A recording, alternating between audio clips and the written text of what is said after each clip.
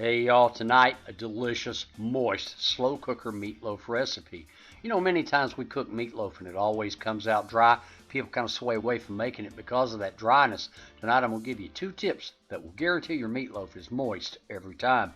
We're going to start with making the glaze. Add some ketchup and some brown sugar to a bowl, along with some minced onion and some yellow mustard. We're also going to add some coarse black pepper. Give it a mix until all that's combined, and then we're just going to set that aside. Every meatloaf needs some type of breading, whether it's crackers, bread, breadcrumbs, or whatever. I'm using Stovetop stuffing mix, savory herbs that gives your meatloaf a great flavor. Kind of takes the guesswork out of seasoning your meatloaf. The key is, I think, is the amount of breading that we put in our meatloaf. This box here, we're going to put the whole box in, and we're also going to take it a second step. Add some milk to a bowl, and then add that whole package of that stuffing mix to this milk. We're going to let this soak for about 15 minutes. That's going to guarantee that your meatloaf stays moist. Add your ground beef to a bowl. Throw in that moistened stuffing mix along with a little bit of the glaze, Worcestershire sauce, and a little bit more milk.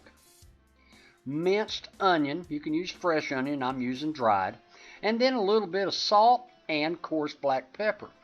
Alright, give that just a gentle mix to combine all those ingredients, then add an egg as a binder. Continue to gently mix. Don't overwork your ground beef because otherwise it'll come out tough after it's cooked.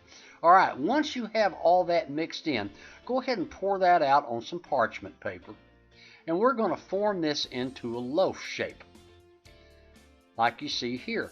Then spray your slow cooker with a little bit of non-stick spray. Place your loaf down in yonder. Perfect. Alright, and then cover it with a little bit of that glaze. We're going to cover this up and cook it for about 4.5 to 5 hours on low.